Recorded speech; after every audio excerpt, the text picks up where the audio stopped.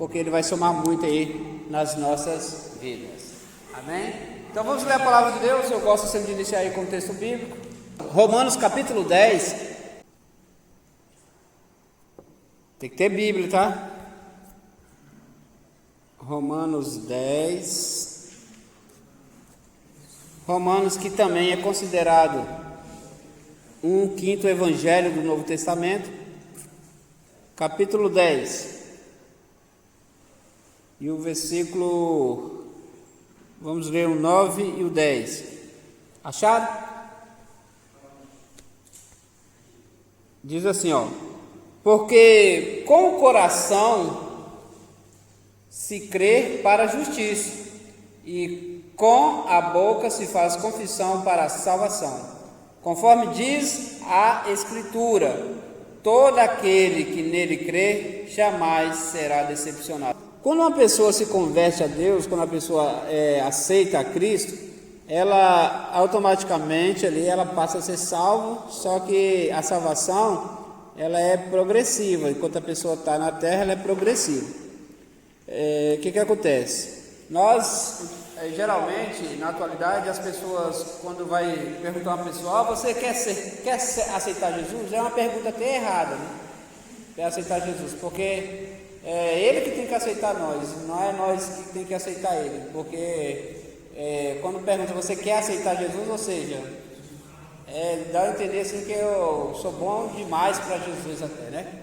Então não é assim, mas a expressão utilizada é essa. Só que quando a pessoa fala, eu quero aceitar Jesus, esse Jesus, eu quero servir a esse Jesus que vocês estão falando, aí a gente faz uma oração para a pessoa e beleza, só que a maneira correta seria o quê? Você chega para essa pessoa e a pessoa ela vai confessar. No momento que ela já fala ali, eu quero aceitar, então ela está confessando com a boca. Então eu aceito, Senhor Jesus, eu te aceito como o único, suficiente Salvador da minha alma. E aí assim continua, ou seja, uma confissão de fé tem que acontecer ali naquele momento. Se com tua boca confessares que Jesus é o Senhor e creres em teu coração que Deus ressuscitou dentre os mortos, serás salvo. Tem muita gente que está lá no mundo que, entre aspas, confessa que Jesus é o Senhor. Não tem ou não tem? Pessoas que não servem, que confessam que Jesus é o Senhor. E em teu coração, e creres em teu coração que Deus ressuscitou dos mortos, dentre os mortos será salvo. Tem gente lá que não serve a Deus que crê que Jesus ressuscitou dos mortos? Sim ou não? Aí o 10. Porque com o coração se crê para a justiça e com a boca se faz confissão para a salvação. Ou seja, eu creio no meu coração e com a boca eu professo. Mas tem gente lá fora que crê nisso. Mas como que é isso então, Edson? O 10 vai dizer, ó: porque com o coração se crê para a justiça e com a boca se faz confissão para a salvação. Como que as pessoas vão saber que eu sirvo a Deus? Não basta eu estar lá no mundo e crer, eu tenho que testemunhar disso, eu tenho que professar isso, as pessoas têm que ver em mim isso, eu vou falar de Cristo e as pessoas vão ver isso em mim. Então, com a boca se faz confissão, as pessoas têm que ver, as pessoas têm que saber. Mas a pessoa está morrendo lá, ninguém viu ela morrer, aí no último momento lá, ela pode ou não ter se arrependido? Pode. Se ela se arrependeu, independente. Jesus está presente em todos os lugares. Onde a pessoa se arrepender de coração, ela é salva. A nossa lição é a doutrina da salvação, soteriologia. Soteria significa salvação e logia é estudo. Então, ou seja, a doutrina é o estudo da salvação. Quem já ouviu a expressão aí soterapolitano? Alguém já ouviu essa expressão? Ninguém nunca ouviu. Toda vez que você vê um morador de Salvador, Bahia, ele vai dizer, eu sou baiano soterapolitano. Você vai ver, eu já vi bastante pessoas falando isso. Soterapolitano é referindo literalmente a Salvador, porque a palavra é sotero, significa Salvador. E hoje nós vamos falar sobre a doutrina da salvação, soteria, soteriologia. Então esse é o tema que nós vamos falar hoje. Por isso que o nome da capital da Bahia é Soteria, Salvador. Soterapolitano, geralmente eles utilizam. Qualquer dúvida vocês perguntam e nós vamos estar aí discutindo um pouco esses assuntos aí. Literalmente, o que significa soteriologia? Doutrina da salvação por um redentor, ou seja, doutrina bíblica que trata da salvação humana através da inclusão do pecador na crucificação, morte e ressurreição de Jesus Cristo. Nós falamos anteriormente sobre a martiologia, a doutrina do pecado. Por que nós falamos do pecado antes da salvação? Porque para você estudar sobre salvação, você tem que saber de que você vai ser salvo. Você tem que saber de que você vai ser salvo. O crente tem que saber por que eu estou sendo salvo, qual a lógica. Porque tem gente por aí que perguntar, você está sendo salvo de quê? E nós comentamos na aula passada sobre o pecado, porque uma vez que o homem pecou, nós fomos destituídos, nós fomos banidos, nós fomos expulsos da glória de Deus. Nós fomos literalmente condenados. E para saber de salvação, primeiro eu tenho que saber de que eu vou ser salvo. A pessoa chegar para você, eu te salvei. Eu falo, como assim me salvou? De quê? Então você tem que viver, você tem que saber o que você viveu, o que você está passando, para saber como você está sendo salvo. Então, a doutrina da salvação ela é aplicada posterior à doutrina da martiologia. Ramar quer dizer pecado. Então, a doutrina do pecado. Nós temos que entender o que é o pecado. O pecado universal foi aquilo que aconteceu lá no Éden, lá com Adão e Eva, onde ninguém teve coragem de assumir os seus erros, né? A pessoa peca, mas não assume os seus erros. E o que Deus quer de nós é que o que faz nós diferente do mundo é que nós somos pecadores arrependidos. Isso nos faz diferente do mundo, porque nós pecamos, mas automaticamente nós arrependemos e isso nos torna diferente. Soteriologia objetiva. Nós vamos falar aí no primeiro tópico aí sobre a soteriologia objetiva. A salvação é um fato em si, isto é, no sentido objetivo. Ela tem um lado objetivo, que é o lado divino, e um subjetivo, que é o humano. Primeiro, mostra Deus como o doador da salvação, e o segundo, apresenta o homem como redentor. Ela é objetiva, porque, ou seja, assim, Deus nos concedeu a salvação. Isso é dele, ele nos doou, ele nos salvou. Só que aí nós vamos aprender nessa aula aqui também que a salvação ela é de graça, nós não pagamos pela salvação. Só que também nós temos a nossa parte nessa salvação. Ela é de graça, mas nós temos a nossa parte nesse não para conseguir a salvação, mas para manter, né? Por exemplo, é mais ou menos assim. Eu vou deixar você morando nessa casa aqui. Essa casa aqui, ela é sua. Porém, entretanto, todavia, eu preciso que você cuide dessa casa. Essa casa é sua, mas com a condição. Você só não deixa o mato tomar conta. Só não deixa ela abandonada. More nela. Se eu ver que você não está morando nela, então ela não é útil para você. Morar para outro. Então, é mais ou menos isso. Eu não comprei a casa. Eu ganhei a casa, mas eu tenho que morar nela. Se eu não moro, automaticamente ela não é útil para mim. O que é que eu vou fazer? Tiro. Então, ou seja, mas aí no caso de Deus ele não vai tirar a salvação. A pessoa que rejeita automaticamente, não quero ser salvo. Aí tem a participação de Deus, que ele nos concede, já nos concedeu, e tem a parte humana. No sentido objetivo, a salvação tem 3 aspectos, todos simultâneos. Sem esses aspectos aqui é impossível ter salvação, tá, pessoal? A salvação ela é composta de justificação, regeneração e santidade. A salvação é composta desses 3 aspectos, lembre-se disso: justificação, regeneração e santidade. O que é justificação? Que nos declara justo, tem a ver com a nossa posição diante de Deus. A regeneração, que nos declara filhos, nossa condição espiritual anterior. Santificação, que nos declara santos pela nossa fé no sangue derramado de Jesus. A salvação objetiva diante de Deus não tem tempos, né? mais aspectos ou lados. Ao mesmo tempo em que uma pessoa é justificada, é também regenerada e santificada e salva. É assim, ó. Se eu fui salvo, se eu levantei a mão e me converti agora, eu já sou santificado, justificado e regenerado, automaticamente. Só que o que acontece? Ela automaticamente, por exemplo, se o arrebatamento acontecer, se a pessoa morrer, essa pessoa já é salva. Só que se eu for continuar vivendo na terra, se eu não morrer, então aí tem alguns procedimentos que eu vou ter que manter, que eu vou ter que alcançar. Por exemplo, a pessoa se arrependeu, ela tem mais chance de pecar? A pessoa arrependeu o que agora? Ó? Arrependeu. Mas aí ela morreu.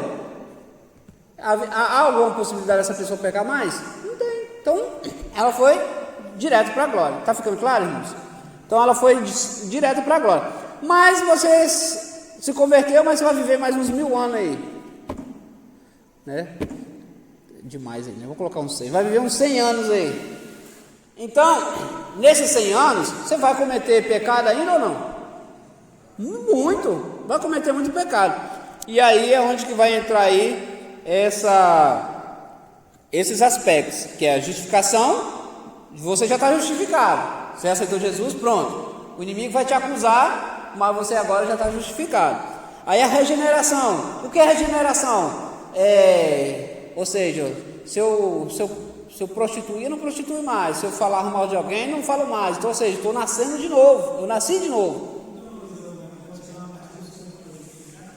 Não.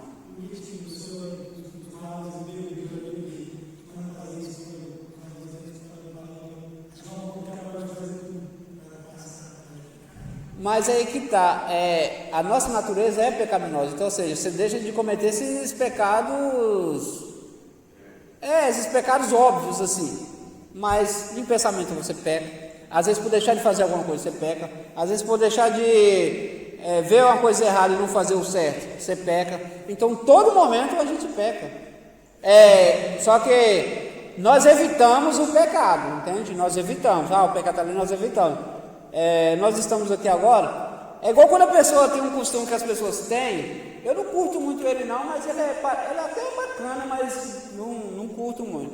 As pessoas que vão orar no vale, o que elas fazem? Não sei quem já foi aí, o que elas fazem antes de entrar no vale?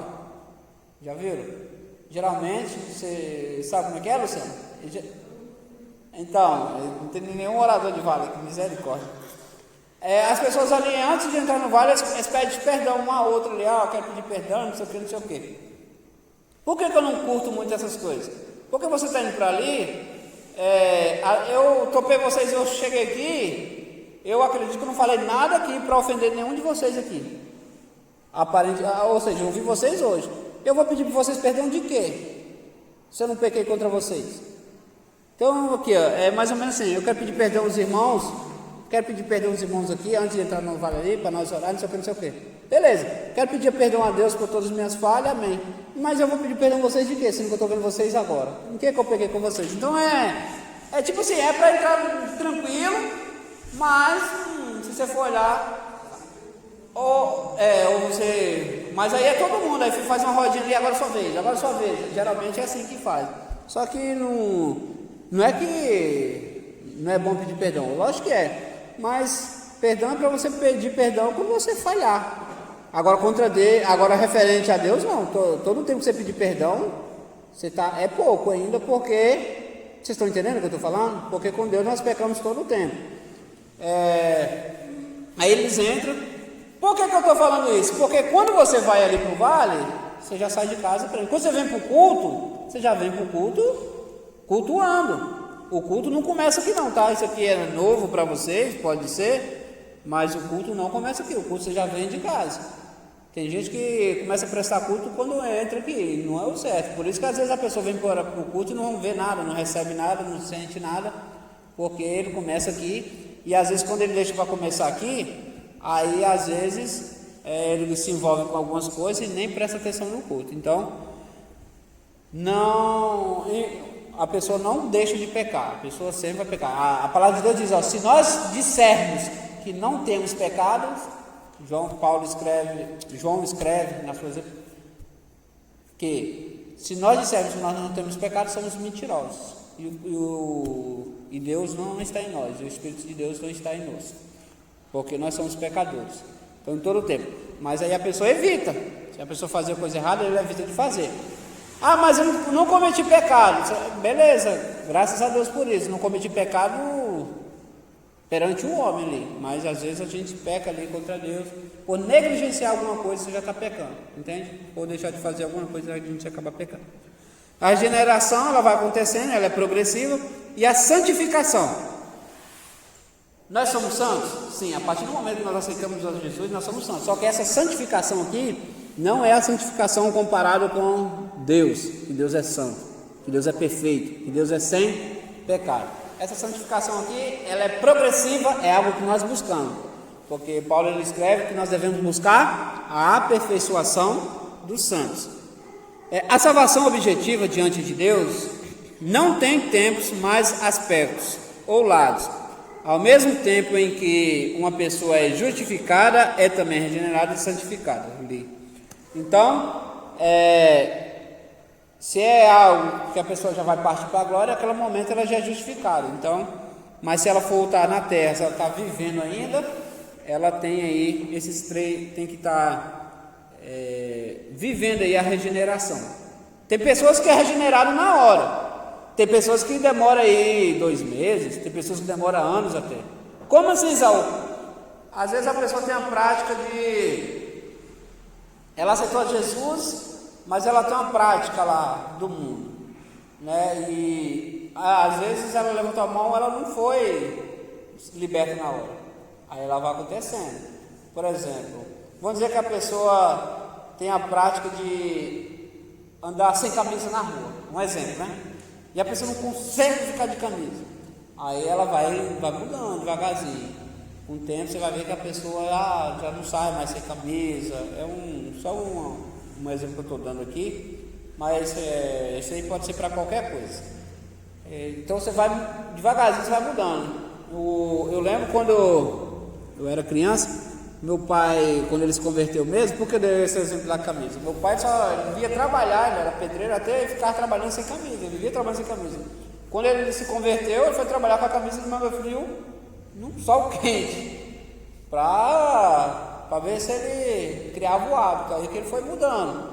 Então tem pessoas que vai sendo moldada e tem que partir de você também, né? Eu digo assim, tem pessoas que você vai pregar para ela e fala assim, não, mas eu não consigo me livrar desse mal, desse pecado, eu queria tanto.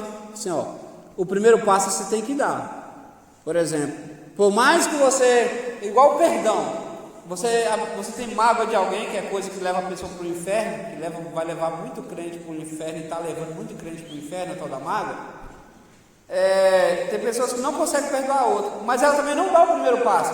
Qual é esse primeiro passo, Isaú? É falar que perdoei, não perdoar não, assim, não. É gritar, é falar para essa pessoa, eu te perdoo em nome de Jesus. Mas você não perdoou ainda. Mas pelo fato de você dar esse passo, o Espírito Santo começa a limpar, começa a tirar a sujeira. O Espírito Santo viu que você tomou a iniciativa, e aí ele começa a limpar. Está compreendendo isso aqui? Não precisa você ter perdoado de verdade. Mas fala assim, não, vou pedir perdão a essa pessoa, Emerson, eu te perdoo por causa disso e disso, tá? E me perdoa, ou seja, me perdoa por causa que você fez isso e isso comigo. Mas aí ainda que você não perdoa, o Espírito Santo ele vai moldar você, ele vai te perdoar. Só que eu não estou falando para agir de falsidade, eu estou falando para você dar o primeiro passo. Embora o seu coração estava dizendo para você não perdoar, dá o primeiro passo que o Senhor ele vai fazer a outra parte, o Espírito Santo vai fazer a outra parte. Então é assim que acontece na salvação.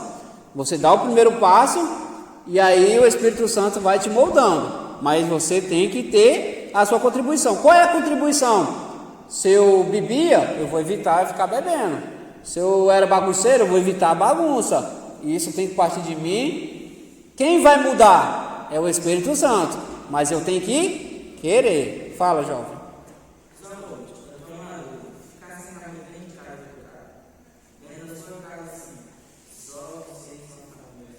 Como que você se sente?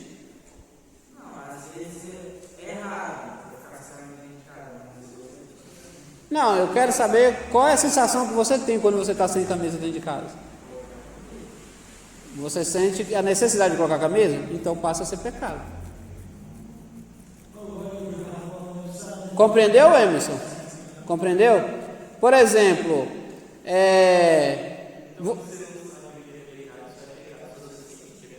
porque o Espírito Santo que te incomoda.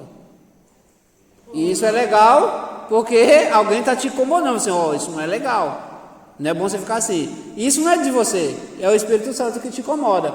Então, isso é ele que incomoda. Por exemplo, imagina você estar em casa, aí você vai receber uma pessoa, aí, por exemplo, sem camisa, aí já é constrangedor, porque você está na sua casa, beleza, mas você é crente, você é diferente.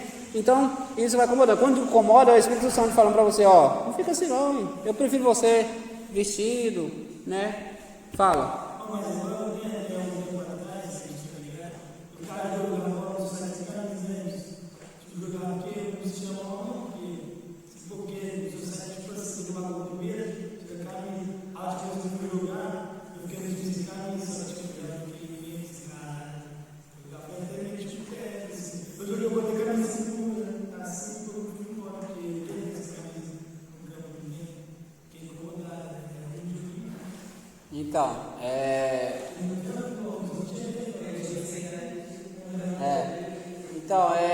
Então quem nos constrange, quem nos incomoda dessas coisas é o Espírito Santo, e a gente não pode negar isso, tá? Quando a gente sente isso, a gente é melhor atender, porque a palavra de Deus diz, se não te condena, beleza, só que a gente tem que ter cuidado com essa palavra, com esse versículo, se não te condena, amém? Porque às vezes tem pessoa que está vivendo o pecado e o pecado já não condena ele, então a gente tem que tomar cuidado, mas essas coisas simples assim, se ela não te condena, mas evita, né? Se sentiu mal aí, rapaz, eu acho que não é bom isso. Tem hora que às vezes estou em casa lá também, eu sinto dessa forma. O que eu faço? Eu vou lá e tento mudar, porque é o Espírito Santo falando aos nossos corações. Amém? Vamos lá, nós estamos falando de salvação objetiva, soteriologia objetiva.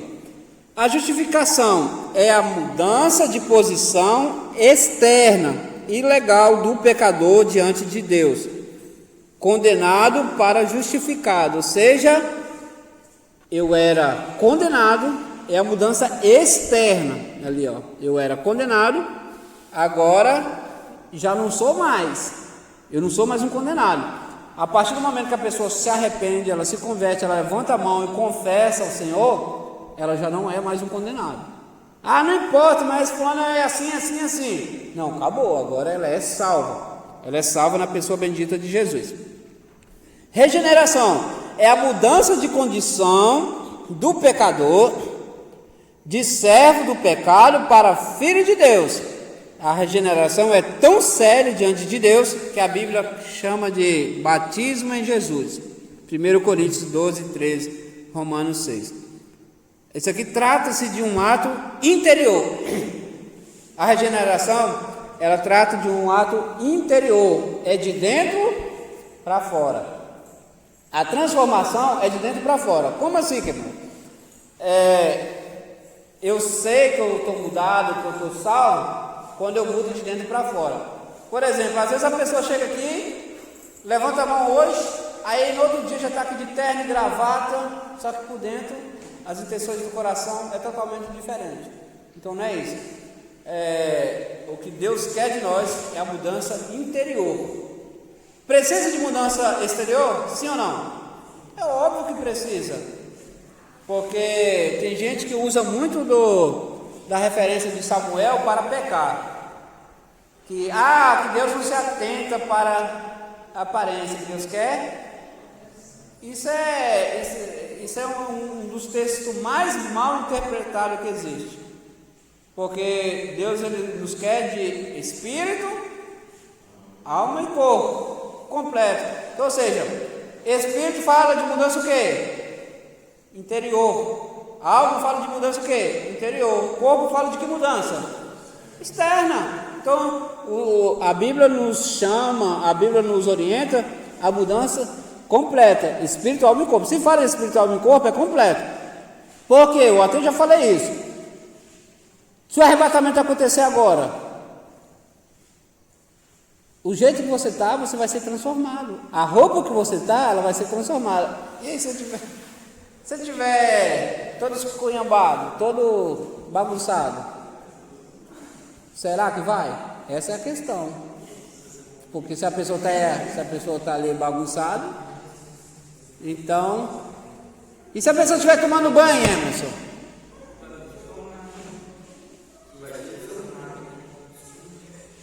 E nós estamos, essa que eu estou falando aqui é física mesmo. Ele não habita mesmo não. Se é imundo, o Espírito Santo não habita não, tá? Continuando. Trata-se do interior de dentro do indivíduo. É um termo ligado à família, filhos, gerar. É o novo nascimento, mediante a regeneração. Somos chamados filhos de Deus. Esse nascimento aqui, ele não é o nascimento, não é o batismo nas águas não, tá? Esse nascimento aqui você deixa de ser servo do pecado para ser filho por adoção. O batismo, ele é um ato de regeneração, é um ato de nova criatura, sim. Só que o nascimento que está falando aqui, que Deus está falando para Nicodemos, é o nascimento em Cristo, o nascimento do Espírito, é o nascimento assim, ó. Eu servi ao mundo, agora sirvo a Deus. Então agora eu saí de servo do mundo para filho de Deus, para servo de Deus. Santificação, ainda falando de salvação objetiva, a santificação é a mudança de caráter, é o que nós estávamos falando agora. Se a pessoa era de má fama, de má índole, ela vai mudar o seu caráter. Mudança subjetiva é a mudança de serviço, ou seja, mudança objetiva em Cristo. Posicional, como lemos em João 15:4, a mudança objetiva, nós estamos falando de mudança objetiva. Então a pessoa era mau caráter, agora ela não será mais um mau caráter. E as pessoas vão olhar e vão ver, nossa, aquilo ali que era o trambiqueiro, era uma pessoa enrolada, era o fulano de tal. Nossa, era aquele fulano ali que vivia bagunçando aí? Então tem que acontecer essa mudança. Essa mudança aí da personalidade ali, da forma de vida. A pessoa tem que ter mudança. Não existe evangelho sem mudança. Por isso que a palavra de Deus nos diz em Tiago, todo aquele que constitui amigo de Deus, literalmente, é óbvio que ele é inimigo do mundo. Se nós não formos inimigo do mundo, nós não somos amigos de Deus. Só é amigo de Deus quem é inimigo do mundo. Então, ou seja, quem está na contramão do mundo. E esse mundo aqui está falando de pecado, das propostas que o mundo impõe, das ofertas que o mundo impõe ao ser humano. O que é caráter? Caráter é o conjunto de qualidades boas ou más, que a pessoa tem, de um indivíduo, determina a conduta e a concepção moral, seu gênio, humor, temperamento. Então a pessoa ali, se a pessoa era uma pessoa meio brava, você tem que deixar de ser bravo. Tem coisas que não mudam. Por exemplo, Paulo ele escreve assim, que nós devemos suportar uns aos outros em amor. Paulo ele nos orienta. O que é suportar? O que vocês acham que é suportar? Igual no palavreado de Marcos, é ficar de boa? O que é suportar? O que vocês acham que é suportar?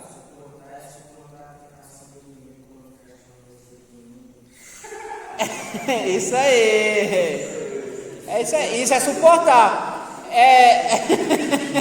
Eles aproveitam para alfinetar. Isso é suportar. Mas é lógico que a gente sabe que vocês levam para um lado da brincadeira, que vocês não se suportam. A gente sabe que vocês se amam mesmo e não tem conversa. Mas o que é suportar? É você aprender a conviver com pessoas difíceis. O que é pessoas difíceis? Eu já dei até um exemplo aqui. Uma vez eu estava entrando na igreja, eu mexia no som da igreja, e tinha uma menina limpando. Eu tive todo o cuidado de tirar o chinelo e entrar, né?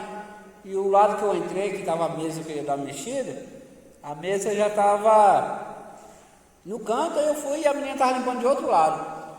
E aí a menina gritou de lá: você não está vendo que eu estou limpando? E eu só mexi os lábios assim: ó, se você falar baixo, eu ouço melhor ainda. Aí saí. E depois eu fui conversar com um pastor, falei assim: pastor fulano, era jovem, né? Eu sou jovem ainda, né? Mas era um pouco mais jovem. E eu fui conversar com o pastor, eu falei, pastor fulano é doido. Aí eu falei assim: por quê? Eu falei assim: não, porque eu entrei lá para mexer lá, tive todo o cuidado na hora de entrar, e saiu gritando comigo. Aí foi quando ele falou comigo: tem pessoas que não vão mudar nunca. E a pessoa é velha de crente. Tem pessoas que não vão mudar nunca. Você tem que aprender a conviver com essas pessoas, ou seja, suportar essas pessoas. E é suportar em amor, e não fingindo não. Você tem que amar essa pessoa do jeito que ela é. Eu não estou falando para você ficar suportando maus tratos. Não é isso não, tá? A pessoa ficar te maltratando, você evita essa pessoa. Eu estou falando você suportar a pessoa, você sabe que a pessoa é difícil? Ama essa pessoa, deixa ela no cantinho dela lá, para você não se ferir, mas você ama essa pessoa, mas você sabe que a pessoa é difícil, mas nós temos que suportar. Então isso fala de algumas coisas que não pode mudar, né? Um temperamento talvez aí, mas tem para ser salvo tem que ser o quê? Manso e humilde de coração. Se não for, não é salvo. Então essas pessoas que têm dificuldade de perdoar, essas pessoas que diz por aí que não tem sangue de barata. Alguém aqui tem sangue de barata? Lógico que não, ninguém tem sangue de barata aqui. Todo mundo aqui tem o sangue de Jesus Cristo correndo na veia. Então se a pessoa te ofendeu, não, eu não sou nenhuma mosca morta, não tem sangue de barata não. Eu falo, lógico que não, você é um salvo, então releva. Bem-aventurados pacificadores, bem-aventurados aqueles que são caluniados, aqueles que sofrem injúrias por amor de Cristo. Então essa concepção que nós temos que ter. A gente vê tanta violência nos trânsitos, tanta ignorância, até meio de crente. A pessoa está indo aqui, vamos pegar o café lá, e o cara aqui que é crente, filho de Satanás, não sei o quê. Não é assim que acontece? Filho do capeta, filho de não sei o quê. A pessoa grita, estou falando crente. Fala pro outro. Dá raiva mesmo, o trânsito dá raiva mesmo. Só que você tem que segurar, que você é crente, tem que dar exemplo. Aí a pessoa vai ver você lá, você que é o pastor de tal lugar, você que é o crente de tal lugar, aí arrebenta com você. E ele perguntou, essa mulher perguntar a respeito de igreja, aí foi falando para de mim, eu falei assim, você pode falar não? E você, ele não falou não? Eu falei assim, 12 anos e alguns meses eu não sei falar uma palavra. Ou seja, a partir do momento que eu fui para a igreja, eu vi que eu tive que mudar os meus anos, tive que mudar a minha postura. E muda, tá? Se você decidir, você muda, tá? Basta querer, cara. Você quiser mudar um hábito, você muda. Não é fácil, dependendo. Igual essas gírias que vocês muito falam aí. Uma gíria que você falou. Quem colocou no caso fala assim, xingava, não é? Obrigado, Senhor, o crente ele tem que criar o hábito de não xingar, é nada. Ele tem que cortar isso totalmente do seu vocabulário, porque aí, igual você me perguntou antes, mas a pessoa deixou de fazer tudo isso. Então, para você ver, é os pecados que a pessoa comete. Então, quando há uma palavra que você solta ali, pecou. Ou seja, tem que estar pedindo perdão a Deus. Então, você tem que evitar cortar isso do seu vocabulário, esses palavreados, gírias, tem que cortar. Por que vamos falar gíria? A gíria é coisa de quem? Do mundo. Então eu vou ficar falando gíria, então eu estou me semelhando ao mundo, eu estou querendo parecer com o mundo. Então o nosso linguajar é sadio, é mais ou menos assim. Você vai conversar com uma pessoa, e essa pessoa é uma pessoa crente, e essa pessoa está ali conversando com você, e aí ela vai ver você falando gíria, automaticamente ela vai ficar confusa, fala assim, essa pessoa, fulano é crente? Como assim? Então, você acaba escandalizando alguém, entende? Você acaba escandalizando alguém sem você saber, você ficou crente ali, do seu jeito, Mas a pessoa ficou escondendo, ela falou assim, fulano é crente, mas com aquele comportamento, com aquelas falas, então a gente tem que mudar. Xingos, então, se aproximar do diabo, que é os filhos das trevas que tem essa maneira de viver xingando. E isso é bacana, da pessoa cortar. A gente sabe que as pessoas às vezes não conseguem da noite para o dia, mas conseguem. Graças a Deus, é um hábito que eu não tenho, louvado seja Deus por isso, de xingar. Às vezes eu vivo uma emoção das mais emocionantes, que é, por exemplo, bater o dedinho na quina de um móvel, por exemplo. Que a gente vê estrela. Você vê estrela. Igual as pessoas falam, o fim de um relacionamento dói, mas você bater a quina do dedinho no móvel é sofrido. Então, você tem que criar o hábito de não xingar. Nós somos diferentes. Isso fala de mudança de personalidade, de caráter. Este sendo o resultado do progressivo adaptação constitucional do sujeito às condições ambientais, familiares, pedagógicas e sociais. Então eu tenho que mudar literalmente. Quando eu estou sozinho, quando eu estou perto de alguém, principalmente quando eu estou sozinho, Marcos, eu tenho que mudar. Por exemplo, você está na empresa, o patrão não está, faz aquela famosa cozinhada de galo, lá, dá nó, mocegar. Então, ou seja, o meu comportamento na ausência tem que ser melhor do que na presença ali. Porque a Bíblia nos orienta que nós quando está prestando serviço no nosso trabalho, se nós fazemos o que nos manda fazer, nós somos servos infiéis. Nós somos servos maus, ruins. Porque se eu faço só o que me manda fazer, eu sou um empregado ruim. Como assim? Eu tenho que fazer além das expectativas. A Bíblia nos orienta a ser melhor. Olha que bacana. A Bíblia orienta você a ser melhor profissionalmente do que seus colegas de trabalho. Olha que interessante, cara. Já parou para pensar nisso? Ela orienta você, ela meio que força você, para ser crente, você tem que ser um funcionário melhor que os outros. Como assim melhor? No trabalho. Vocês trabalham 80%, 50%, você tem que trabalhar no mínimo em 80%. Você tem que ser melhor nesse sentido. E assim Deus honra. A Bíblia fala assim que nós devemos trabalhar como se estivesse trabalhando para Deus. Então nós temos que servir ao nosso trabalho como se estivesse servindo a Deus. Olha, isso aí é uma pancada na costela, hein? Continuando. Falei da salvação objetiva. Então vamos no tópico 2 aí. Soteriologia subjetiva. Ou seja, salvação subjetiva. Deus quem dá ao arrependimento. Essa subjetiva agora aqui, ela tem a contribuição do ser humano. Mas quem que dá o arrependimento ao homem? Quem é? Deus. É Deus que concede o arrependimento. Não que Deus se arrependa, que Deus não precisa se arrepender de nada, tá? Deus não se arrepende de nada. Deus não erra para se arrepender. Ou seja, só vai se arrepender. A Bíblia diz assim, a mesma Bíblia que você leu isso aí diz assim, Deus não é homem para que minta, nem filho do homem para que se arrependa. Aí isso aí é questão de contextualização. Como que funciona? Esse arrependimento aí, no contexto correto, vai dizer aí que entristecer, e não mesmo que se arrepender. É a mesma coisa do fato de Faraó. Quando nós vamos falar aqui de predestinação aqui, então quando chegar lá eu comento sobre Faraó.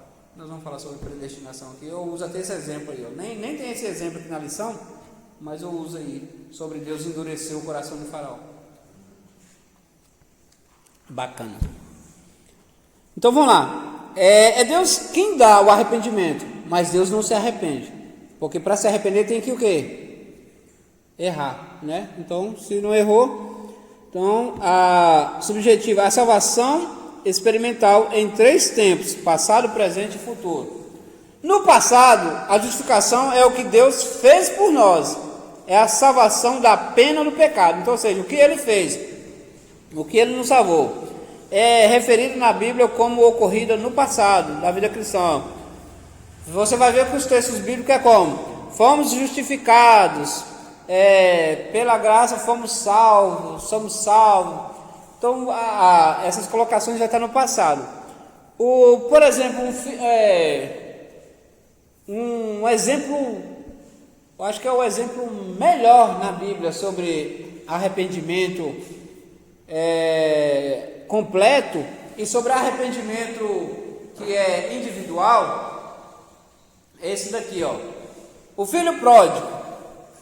O filho pródigo que está em Lucas capítulo 15, lá vai estar o relato lá de que foi quando ele estava... Qual é a situação do filho pródigo? O filho pródigo era aquele jovem que estava morando na casa do pai e decidiu e viver a vida, abandonar a casa do pai, né? Traduzindo para os nossos dias, fazendo uma exposição aí, uma exegese aí, é o que? A pessoa está na casa de Deus, está servindo a Deus e decidiu ir para o mundo. Então aquele rapaz, ele foi e aconteceu o quê? Ele foi, gastou, pediu ao pai dele, falou: pai, me dá minha parte na herança que eu vou viver minha vida, eu não quero mais morar com o Senhor, não foi isso?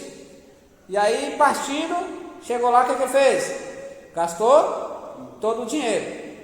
Gastando todo o dinheiro, ele ficou sem dinheiro, precisou trabalhar para comer, coisa que ele não precisava na casa do pai dele, né? Ficava lá tranquilo. E aí, ele não tinha nem emprego, não tinha trabalho. E aí, o que aconteceu? Lá, quando ele estava lá apacentando porcos, que ele viu a situação que ele estava passando, o que a Bíblia diz? Foi quando, caindo em si, falou consigo mesmo. Ele estava lá e ele mesmo falou consigo, ali em pensamento talvez: quantos empregados de meu pai têm comida com fartura e eu aqui morrendo de fome? Isso é o capítulo 15, versículo 17. E isso partiu dele. Ele pensou: nossa, eu estou aqui passando fome e os empregados do meu pai têm tanta comida. Tem que sair de dentro dele. É Deus que dá o arrependimento, mas tem que partir de você. E aí ele pensou: nossa, eu aqui, né, e os empregados do meu pai vivem bem. Aí o 18 diz assim, ó: levantar-me-ei, está falando de atitude. Pronto, levantar-me-ei de volta ao meu pai. Então ele decidiu. Primeiro ele pensou, ele se arrependeu: nossa, estou aqui, longe de tudo, passando fome, quando na casa do meu pai tem fartura. Sabe uma coisa? Eu vou voltar para a casa do meu pai. Aí ele vai fazer o quê? Vai tomar uma atitude, né? Voltando para a casa do pai, ao chegar ali, ele vai confessar. Ele vai falar para o pai dele: ó, pai, pequei, né, contra os céus e contra ti. Não sou digno de ser chamado nem de servo, nem de filho, mas me trata como um dos seus servos e dos seus trabalhadores. E logo em seguida levantou-se. Agora vai falar, é o que ele estava pensando, tá, pessoal? Ó, chegando lá, eu vou fazer isso e vou pedir para me aceitar pelo menos como um servo, nem precisa ser filho não. E aí o que ele fez? Primeiro ele pensou, né, e aí ele colocou no coração dele: ó, vou voltar para a casa do meu pai. Em seguida, logo em seguida, no versículo 20 vai dizer: e logo levantou, em seguida levantou e saiu em direção ao pai. Foi o pai aqui que foi atrás do filho? O pai não tinha que ir atrás do filho, porque o pai não expulsou o filho. Quem saiu de casa? Foi o filho. Então, se ele saiu de casa, quem estava fora do ambiente era o filho. Então, o pai continuou em casa e a atitude teve que partir do filho. O que ele fez? Se levantou, ele refletiu, reconheceu e agiu, tomou uma atitude. Então, a salvação é assim: eu tenho que reconhecer que eu sou pecador, eu tenho que refletir que eu sou um pecador, reconhecendo e agir, tomar uma atitude. Todas as faculdades que a pessoa tem, né? Que é o intelecto, que é o sentimento e vontade. Intelecto e sentimento e vontade. Então tudo isso tem que partir de nós. A Bíblia também faz referência a outra subjetiva aí. No caso de Judas, Judas se arrependeu? A Bíblia relata que ele se arrependeu. Só que o arrependimento de Judas, ele não foi esse arrependimento por completo. Ele é um arrependimento baseado em remorso. O texto vai dizer, ó: e sucedeu que Judas, seu traidor, ao ver que Jesus havia sido condenado, sentiu terrível remorso, né?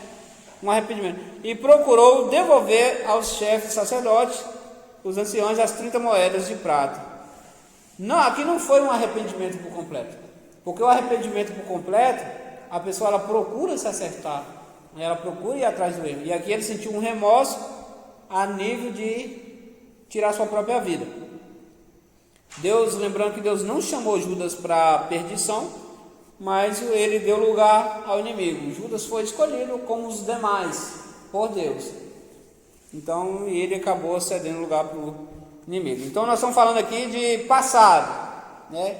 A pessoa toma uma atitude, a pessoa reconhece e vai até Deus. No presente, a santificação em conduta diante do mundo é aquilo que Deus faz em nós, agora, no momento que Deus faz. Uma fruta, uma árvore, por exemplo, ela pode estar lá, uma maravilha, só que ela está verde. Então ela não está no seu estado perfeito ainda, mas ela está lá, ela está sem defeito nenhum, só que ainda falta um processo nela. E qual é o processo? Está ali madura, né? Ou seja, se não tem defeito nenhum, tá uma ótima fruta, só que tem um tempo aí eu tenho que esperar esse tempo para ela madurar, para ela estar pronta para ser colhida. O mesmo Deus de paz vos santifique em tudo, todo o vosso espírito, alma e corpo seja plenamente conservados, irrepreensíveis para a vinda de nosso Senhor Jesus Cristo. No futuro, a salvação subjetiva no futuro. Glorificação é o que Deus fará conosco. 1 de Pedro 1,5. Será a salvação da presença do pecado. Nós somos livres do pecado? Nós não somos livres do pecado. Enquanto nós existirmos nesse mundo, seremos pecadores e não estaremos livres do pecado. Então sempre teremos a natureza pecaminosa.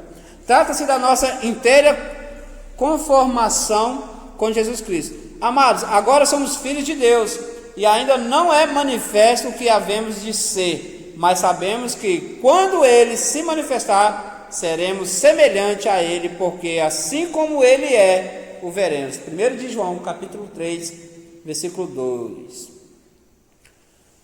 Fazei dessa maneira, discernindo o tempo em que vivemos, pois que já é hora de despertardes do sono, porque agora a nossa salvação está mais próxima do que quando cremos.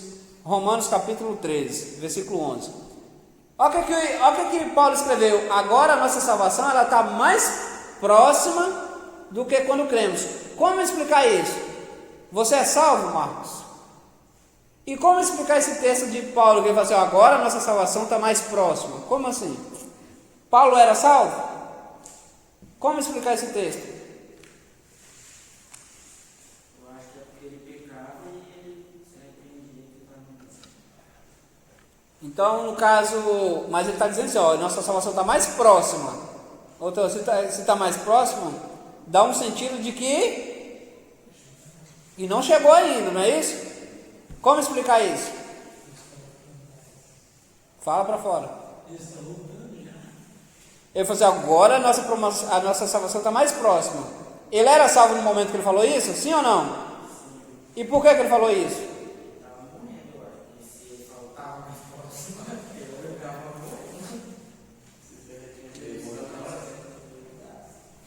Isso aí, o Marcos falou o que você falou. Quando ele fala que está mais próximo, ele está falando no sentido perfeito, tá? No futuro, mais próximo. E o que você está falando mesmo, morrendo também é uma resposta também. Se está morrendo, vai se tornar ali, vai atingir a estatura de varão perfeito. Porque quando morremos, aí nós alcançamos, né? A estatura, a salvação perfeita, a santificação que nós buscamos. Que colocou aqui, ó. Porque agora a nossa salvação está mais próxima. Não que ele não era salvo, mas porque naquele momento ali ele estava em vida, e quando estiver em vida vai pecar. E a salvação perfeita é aquela quando a gente não peca mais. Amém? Perguntas? Então vamos para o terceiro. Alguém quer falar? Então vamos para o terceiro tópico. Graça de Deus. Na matéria soteriologia, a ênfase recai sobre a graça de Deus para salvar o pecador. Aqui não se trata da graça salvadora, diz a respeito ao favor de Deus dispensado bondosamente aos seres humanos, no sentido de prover os meios de substância a todos, sem distinção. Ou seja, essa graça aqui que está referindo é uma graça, por exemplo, sol e chuva. É só os salvos que têm sol e chuva? Todo mundo. Então é para todo mundo. Então é a bondade de Deus, é a graça de Deus para todo mundo. Ele dá a oportunidade do sol e da chuva para todo mundo. E é uma graça aí para todos. O que mais? Socorro, independente da situação, ele ajuda a todos, ele socorre a todos. Graça relacionada à salvação é a atitude, ou provisão graciosa do Senhor para com o indigno, o transgressor. O que é graça? Favor imerecido. É algo que você não merece, é algo que eu não mereço, mas Jesus decidiu nos dar de graça. Mas no original, graça é charis, de onde vem o charme carismático, ou seja, é favor imerecido. O tópico 4, expiação pelo sangue. Nós vamos falar aprender um pouquinho o que é expiação. Definição de expiação. Tecnicamente, a palavra expiar significa encobrir, cobrir, ocultar, tirar da vista. Ou seja, literalmente, é inocentar uma pessoa culpada. Isso é expiação. A primeira menção nessa palavra nas Escrituras está em Gênesis capítulo 6, versículo 14. A primeira expiação, o primeiro sacrifício quem fez foi Deus em prol de Adão e Eva, que eles pecou. Então o primeiro sacrifício ali está falando de animal mesmo, foi Deus quem fez. Pegou um animal ali, não tinha culpa de nada, pelo pecado, porque sem derramamento de sangue não há remissão de pecado. Não tem como perdoar pecado sem derramamento de sangue. Nisso era necessário um animal. Biblicamente, expiar é pagar, quitar, tirado os pecados de alguém mediante um sacrifício.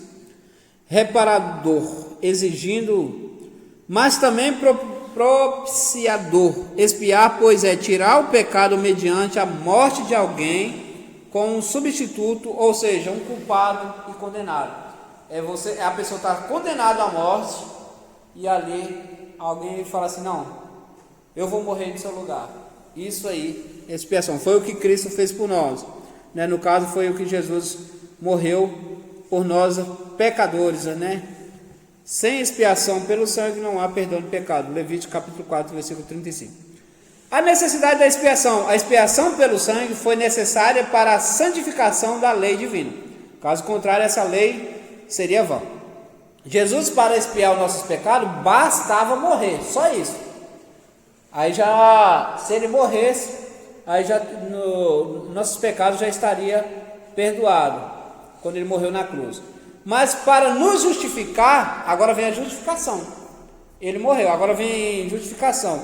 Diante de Deus, a sua lei violada, era preciso que ele ressuscitasse. Romanos capítulo 4, 25 e 5 e 10. Desse modo, a nossa ressurreição. Nós só temos direito à vida eterna porque Jesus ressuscitou. Quando ele morreu, ele nos deu os direitos de salvação, ou seja, nós não éramos mais condenados. Só que ainda nós teríamos aí, porque quando nós pecamos, nós adquirimos aí a opção morrer. Entende? O homem não foi feito para morrer, mas quando nós pecamos, o homem foi atribuído aí a morte. Não a morte física agora, e a espiritual também.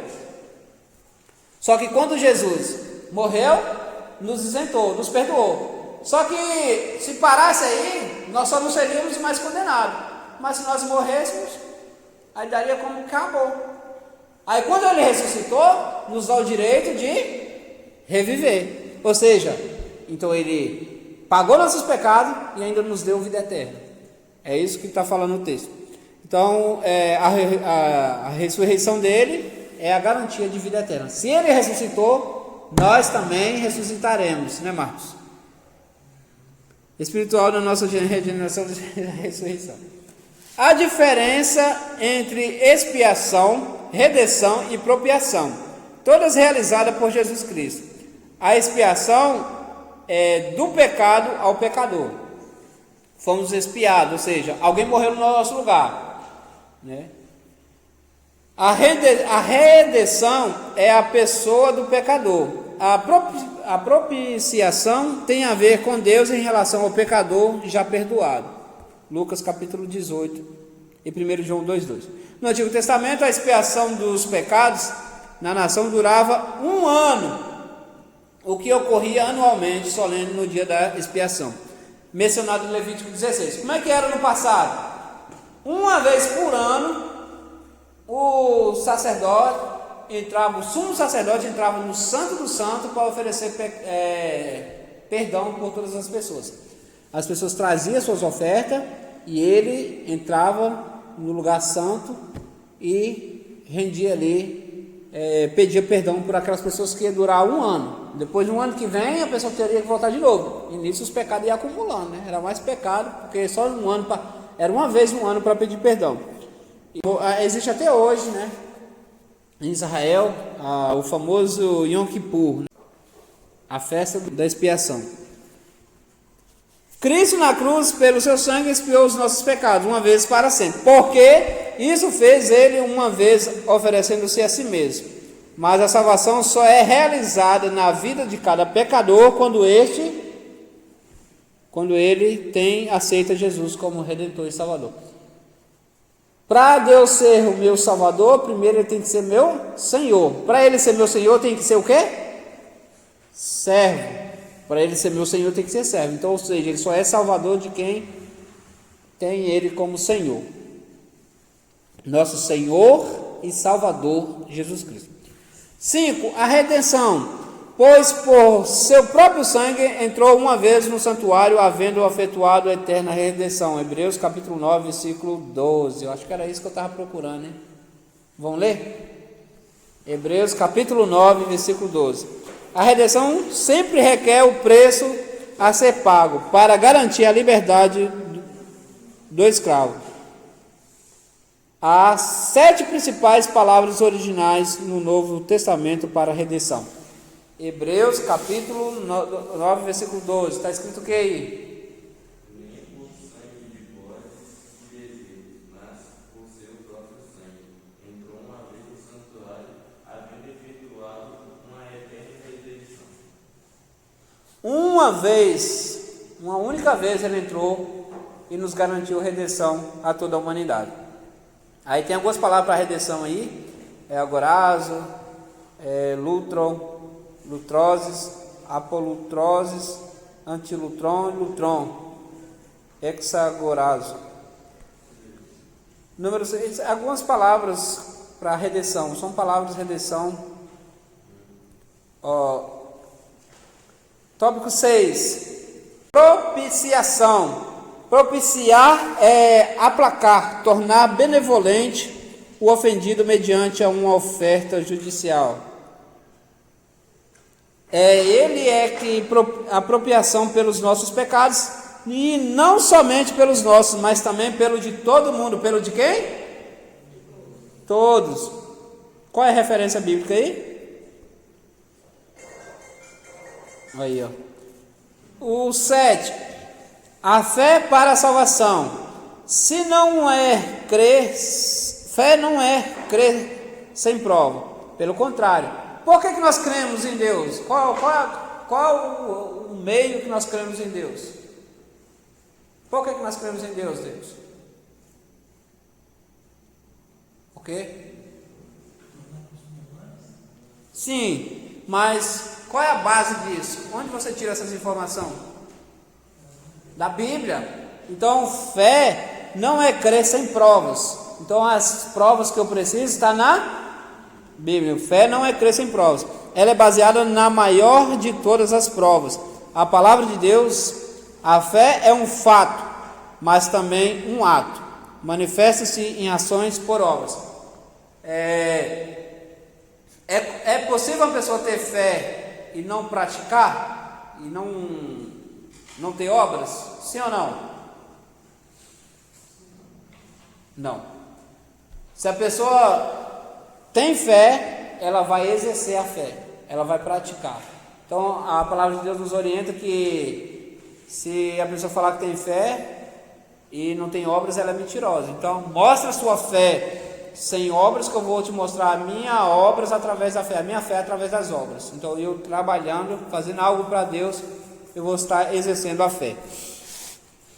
Como a fé salvífica se manifesta? A fé salvífica, ela tem a ver com o pecador em relação a Deus. Efésios 2:8. Salvífica. O que é salvífica? Salvadora. A fé que salva. A fé soteriologia, de sotero. Pois sem fé é impossível agradar-lhe. A pergunta que o jovem rico devia ter feito em Mateus: salvação não é o que eu devo fazer, mas em quem devo crer para ser salvo. Lembra do jovem rico que ele chegou para Jesus? Mestre, o que farei para herdar a vida eterna? E a pergunta correta seria o quê? Em quem devo crer para ser salvo? Essa seria a pergunta correta. A fé natural. O que é fé natural? O que é fé natural, Kemuel? Isso mesmo, é a fé que você imagina, amanhã vai estar um dia ensolarado. É essa fé aí, todo mundo exerce, que não resulta em salvação, não tem a ver com salvação essa fé. Aí você acredita... Oi?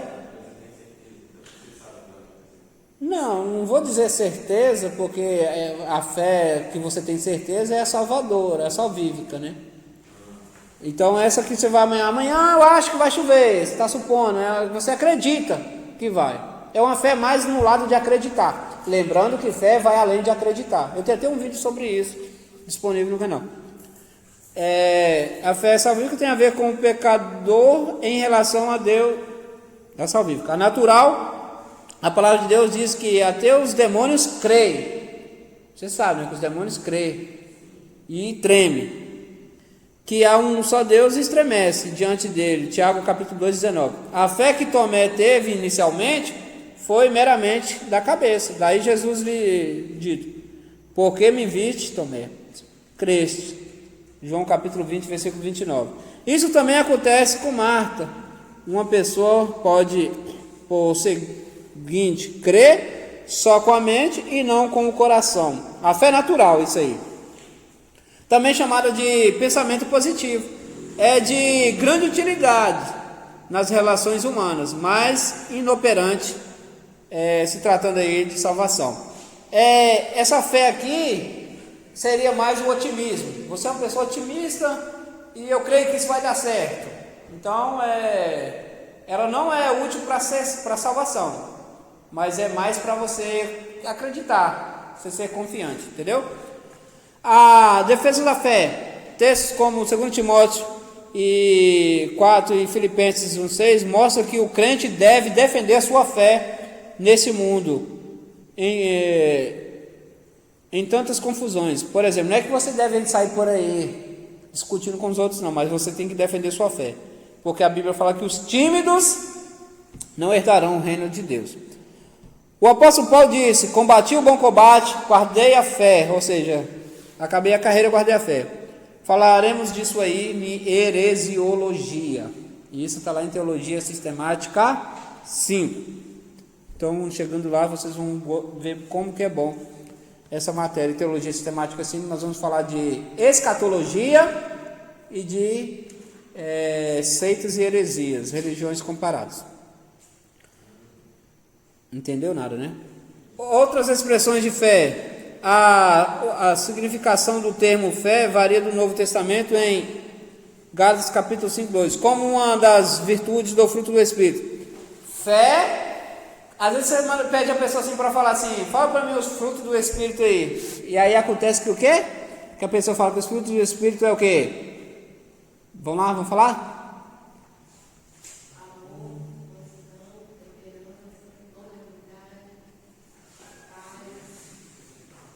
Aí você viu que a gente acaba esquecendo fé? Fé também é fruto do Espírito também. E é isso aí, vocês têm que saber isso aí, pessoal. Gálatas 5 e 22. Os frutos do Espírito. Vocês fazendo isso aí, filho, ninguém segura vocês, o diabo nenhum para vocês.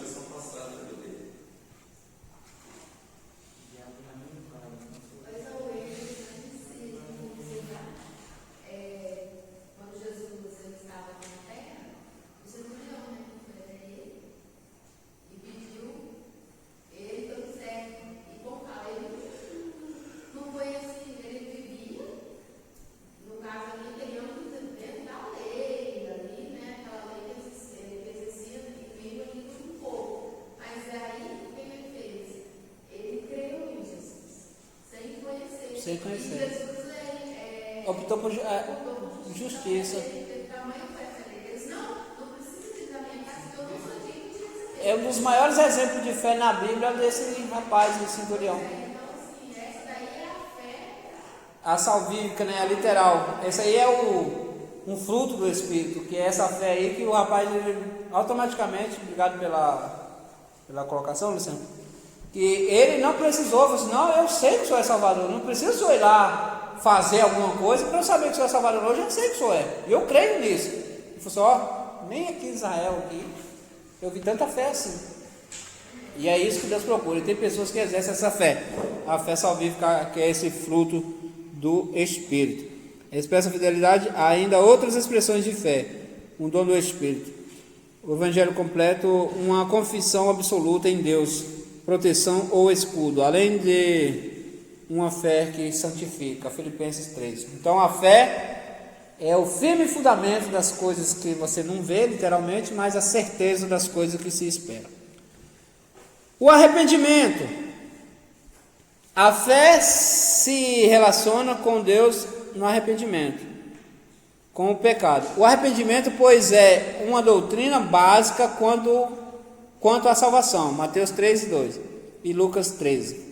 Foi por isso que Jesus ordenou que em seu nome se pregasse arrependimento e remissão dos pecados em todas as nações, por Jerusalém. O verdadeiro arrependimento é o que produz convicção do pecado, contrição do pecado, confissão do pecado, abandono do pecado e convenção do pecado.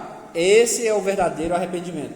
Quando você tem nojo do pecado, quando você vê o pecado, você enoja. Esse é o verdadeiro arrependimento. O verdadeiro. Se essas 5 reações por parte do homem não ocorrerem, não se trata de um arrependimento verdadeiro completo, mas apenas de tristeza ou remorso. Quando nós não temos nojo do pecado, quando o pecado não nos faz mal, então nós não somos arrependidos. Nós somos arrependidos quando você vai fazer alguma coisa e você sente que aquilo está errado. Então aí isso mostra o arrependimento. Certa mulher chamada Lídia ouvia Paulo pregando, né? E abriu o coração no momento que ela estava atenta no que Paulo dizia. Ali ela se converteu. Atos capítulo 16, 14. Isso ocorre pela exposição da palavra. A fé só acontece por exposição da palavra. Se vocês não lerem a palavra de Deus, se vocês não ouvem a palavra de Deus, vocês não vão ter arrependimento. Arrependimento só acontece quando você dedica as coisas de Deus. Eu falo porque nesse tempo que eu vou estudando, quanto mais eu vou estudando, eu vou vendo o quanto que eu preciso melhorar, o quanto que eu preciso me arrepender. Então, com base nisso, com base nos estudos, que eu sei que eu preciso ser melhor. Fé é você reconhecer que você tem que ser melhor quando se trata de Deus. Que o que você faz é pouco para Deus. Então, a fé produz isso. A fé pela exposição da palavra. Se nós ouvimos a palavra, então nós exercemos a fé. Confissão e o perdão. No sentido bíblico, confissão não se refere primeiramente a confessar pecados. Significa concordar com o que Deus diz sobre ele e dele, na palavra de Deus. Então, confissão, primeiramente, Marcos, não é você arrepender, não é arrependimento, é você crer que a Bíblia é inerrante, infalível, palavra de Deus. A nossa regra é o nosso manual de regra e fé. Então, a primeira coisa de confissão é isso aí. Oi? Confessionário. A palavra bem como conhecer-nos.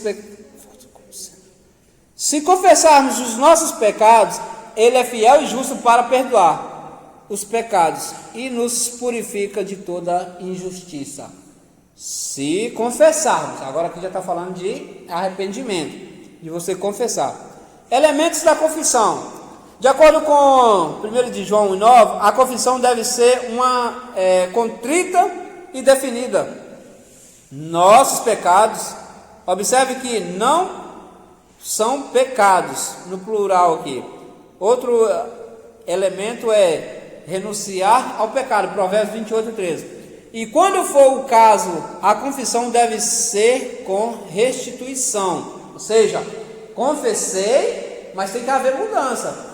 Todo aquele que pede perdão e deixa, alcança misericórdia, mas se viver na prática não serve de nada. Confissão secreta é a confissão feita somente a Deus, confissão de pecados cometidos pelo crente e conhecidos somente por Deus. É aquilo que nós falamos no começo da aula. Você, por mais que você deixe de fazer os pecados óbvios, mas você ainda continua pecando contra Deus. E aí você tem que pedir perdão a quem? Deus. Você, por exemplo, vou colocar aqui, você é um jovem, você sonhou tendo relação com a mulher, pecou. Você precisa pedir perdão à igreja, ao pastor, à mulher que você imaginou? Você só pecou contra Deus. Esse pecado foi cometido contra você e Deus. Então você só vai pedir perdão a Deus. Não tem necessidade de você chegar aqui na frente da igreja, eu quero pedir perdão, não. Não, mas isso não é errado, chegar na frente da igreja e pedir perdão. Isso é uma prática que tem que acontecer. É uma prática que tem que acontecer, mas com a coisa certa. Foca aqui, ó. Com a coisa certa. Se você pecou contra Deus, tem que pedir perdão a Deus. Confissão pessoal é a confissão feita à pessoa contra quem pecamos.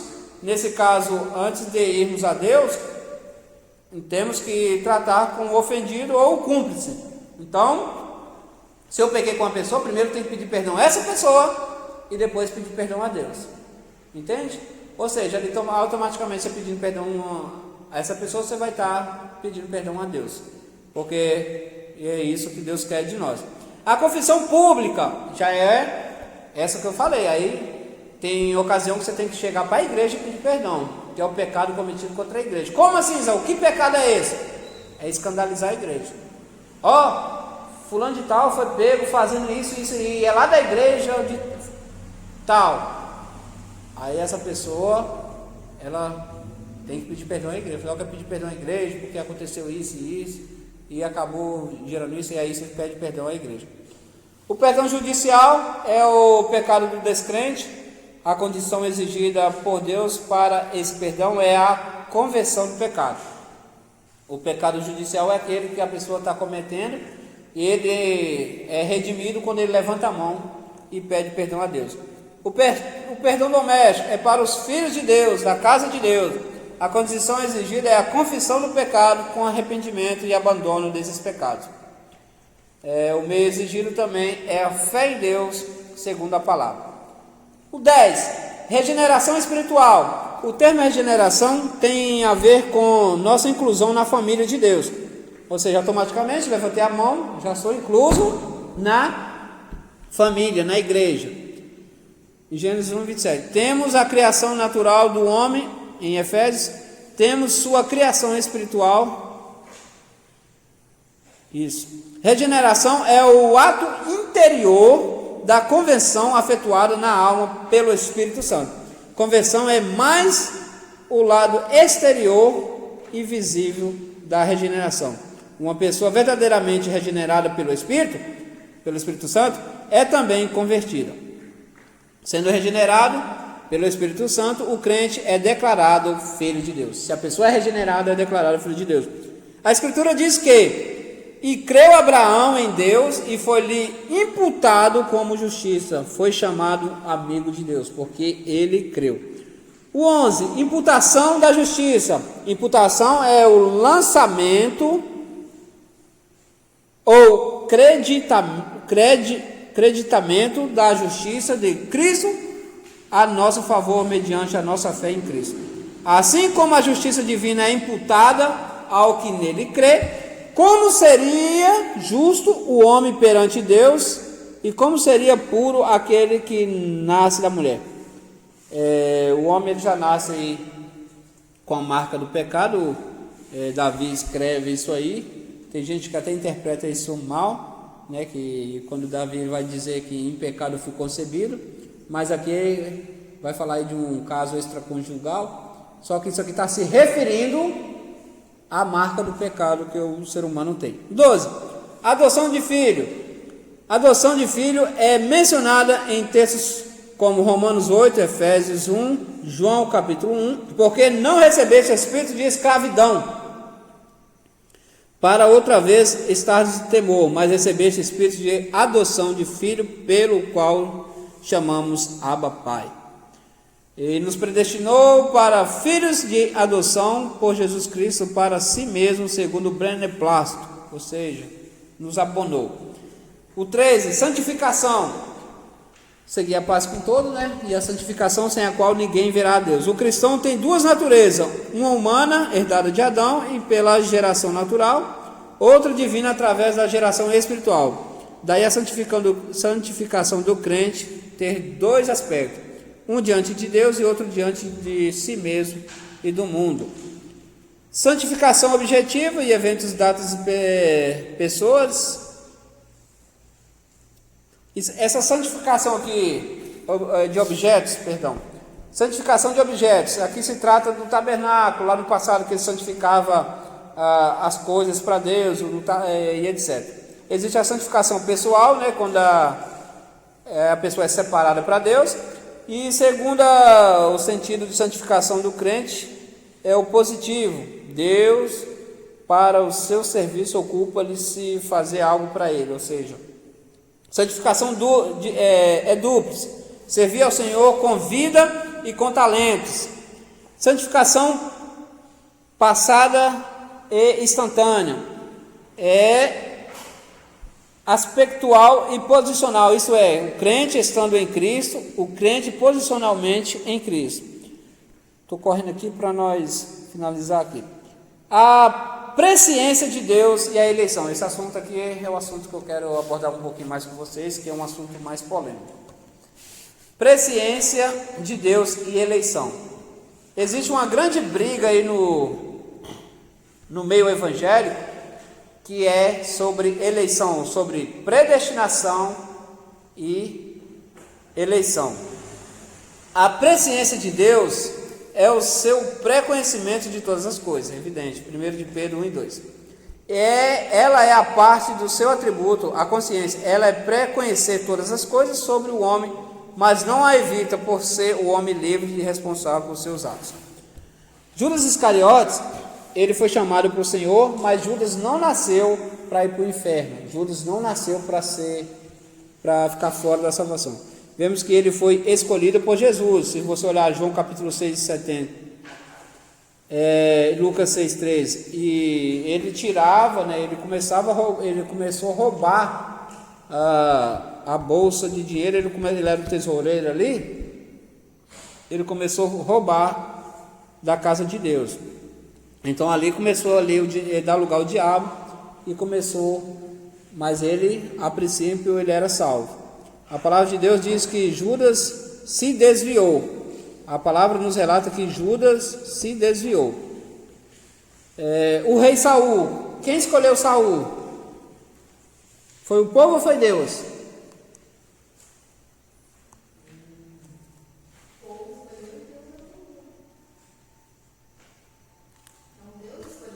Quem escolheu Saul foi Deus, isso aí. Deus escolheu Saul, porém Saul, ele se corrompeu. Ou seja, Deus não escolhe, Deus não erra na escolha. Deus escolheu, mas a pessoa deixou levar pelo coração. Demas foi um ajudante de Paulo, que também se desviou. Foi um obreiro, trabalhou o apóstolo Paulo, porém acabou afastando. Eleição divina é, pois, a nossa escolha para a salvação feita por Deus. Nós, pecadores por natureza, não sabemos escolher, mas o Senhor nos escolhe. A Bíblia menciona a eleição divina coletiva. Eleição divina e coletiva. Por exemplo, como a de Israel, coletiva, né? A da igreja, coletiva, e a individual de Abraão e de cada crente. Cada um de nós somos eleitos. Agora, o ponto aí mais polêmico, predestinação, que é o 15. A predestinação olha para o aspecto futuro de nossa salvação. Eu falei para vocês que Deus, ele não é preso ao tempo. Deus está no passado, no presente e no futuro ao mesmo tempo. Deus está lá na criação agora e Deus está lá no Apocalipse agora. Tudo no mesmo tempo. Então Deus não é limitado ao tempo. A salvação não é um decreto divino, pois isso seria fatalismo, cego e impróprio, atribuído a Deus. Salvação não é decreto divino, ou seja, uma vez salvo, salvo para sempre, e eu escolhi um grupo para ser salvo. Nós não acreditamos nisso. Existem duas linhas de pensamento, que é a linha arminiana e de Jacob Armino, que baseia com o que nós cremos, e o calvinismo, né, de João Calvino. Existe uma linha que acredita que Deus já traz as pessoas quando nasce ao mundo e já escolhe, essa aqui vai ser salva e essa aqui vai para o inferno, essa vai ser salva e essa vai para o inferno. Essa é a linha calvinista. Os calvinistas creem na predestinação, ou seja, você foi escolhido antes de nascer para ser salvo. Não, você foi escolhido antes de nascer para ir para o inferno. Nós não cremos nisso. Nós cremos na eleição, né, naqueles que é salvo, e se ele não permanecer firme, ele perde a salvação. Não que Deus decreta que ele vai para o inferno. Nós não cremos nisso. Quer falar você? Nós não cremos na predestinação. A predestinação divina, ela existe, mas ela existe para a igreja. Por exemplo, qual é o final da igreja? Qual é o final da igreja? Um de cada vez. Qual é o final da igreja? Morar no céu. Então, a igreja está o quê? Predestinada. Sim ou não? A igreja é predestinada. Você, por compor a igreja, você está predestinado ao céu. Mas não que você não tem a possibilidade de perder o céu. Se nós não permanecermos firmes, nós perdemos o céu. Então, a igreja ela é predestinada. Então, predestinação existe sim, mas quando se trata de igreja e não individual. A Bíblia é contrária à predestinação. A palavra de Deus não afirma que Cristo morreu apenas pelos eleitos.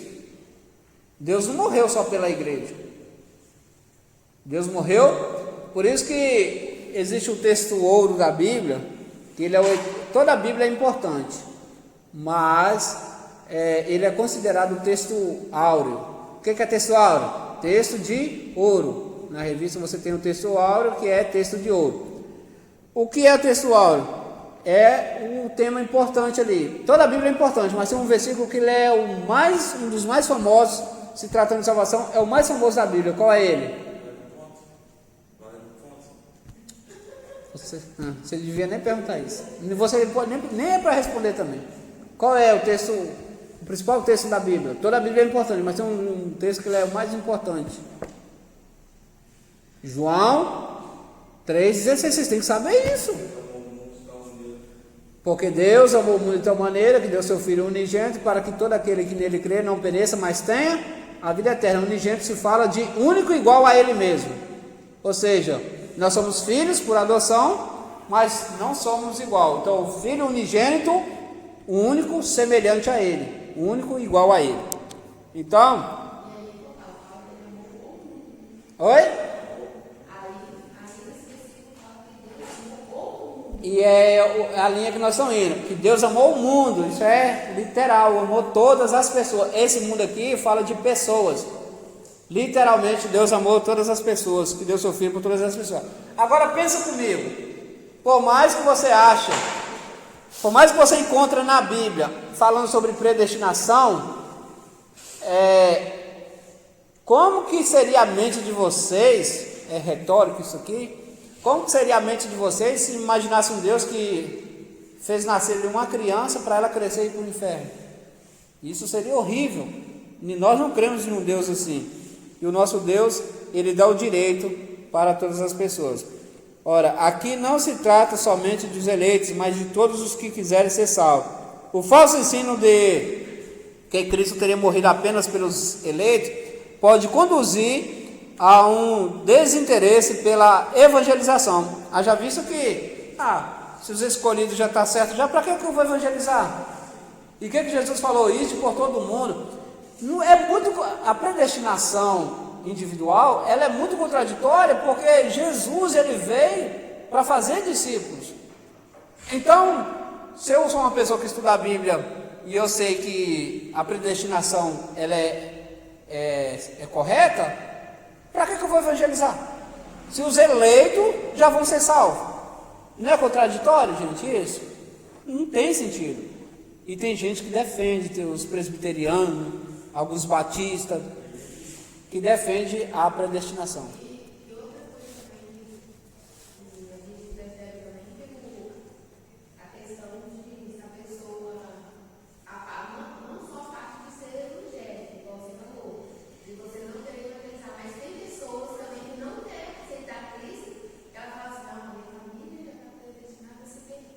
Ó.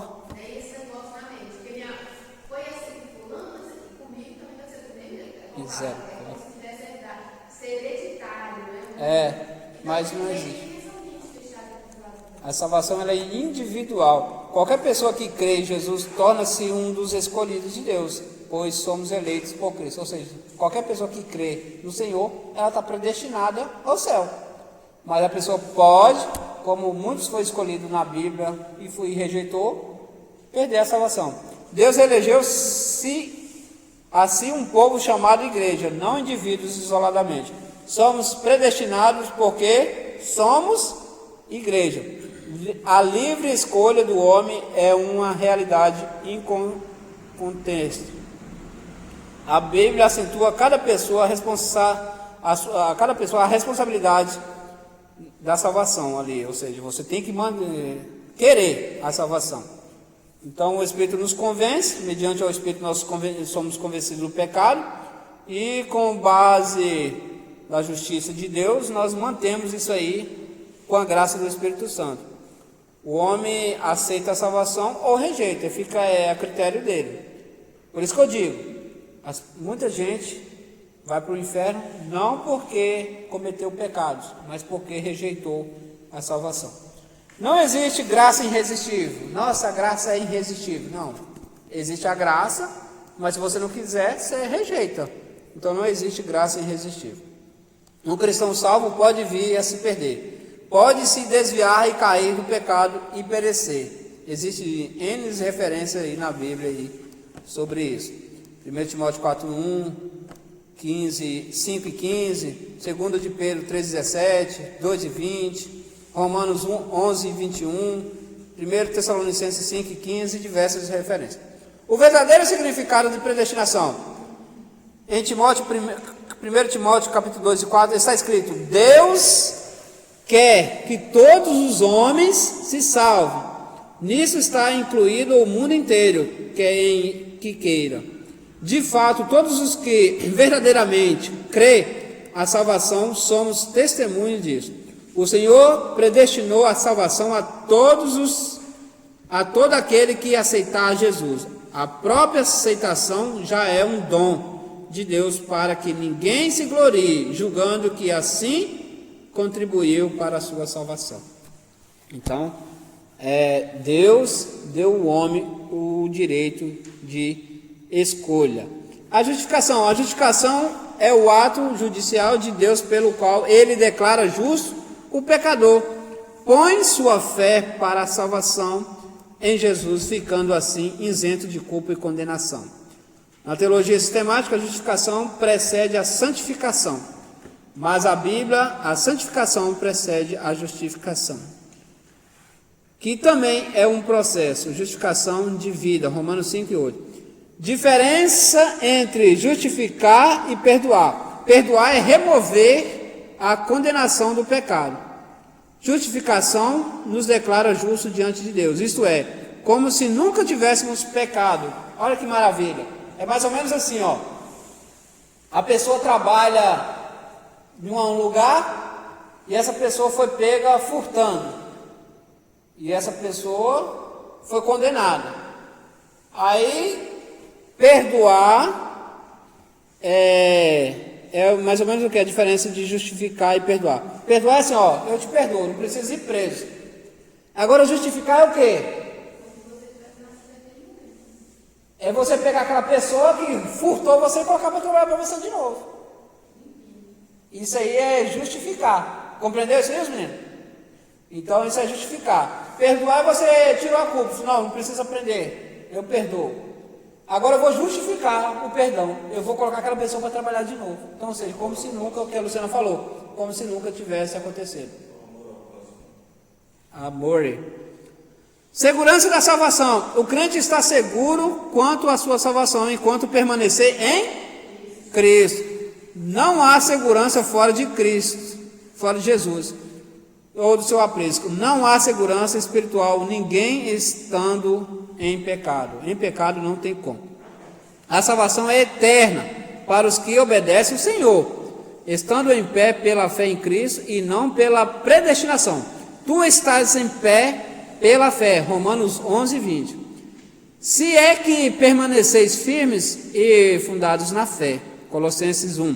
Deus é salvador de todos, mas principalmente dos fiéis, dos que creem, 1 Timóteo 4:10. Há vários outros textos que também mostram a segurança do crente somente quando está em Cristo.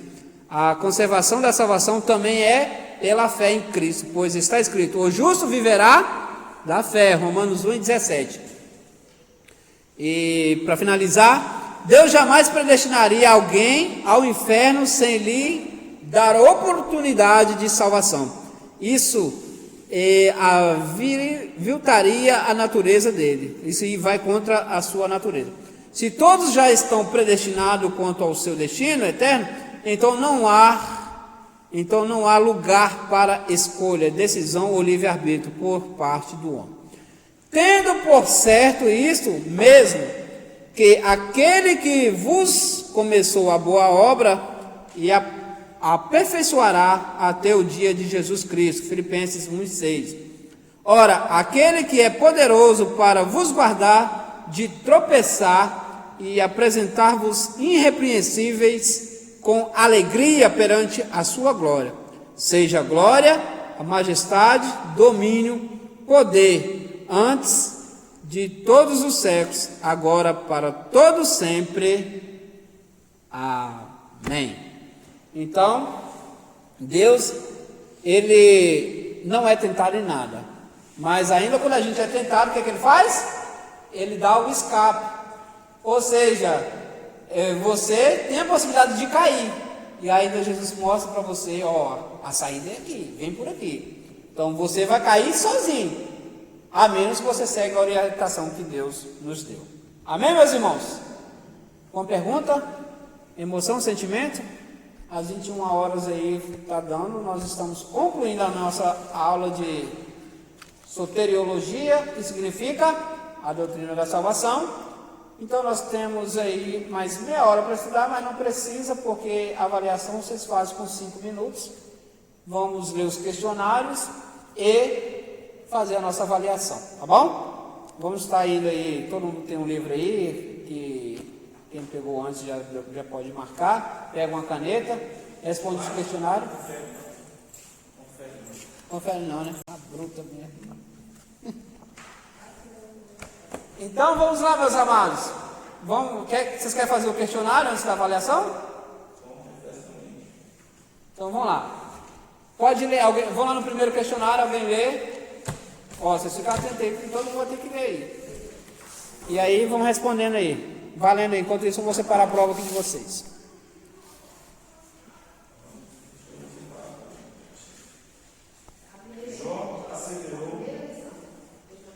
É, primeira lição.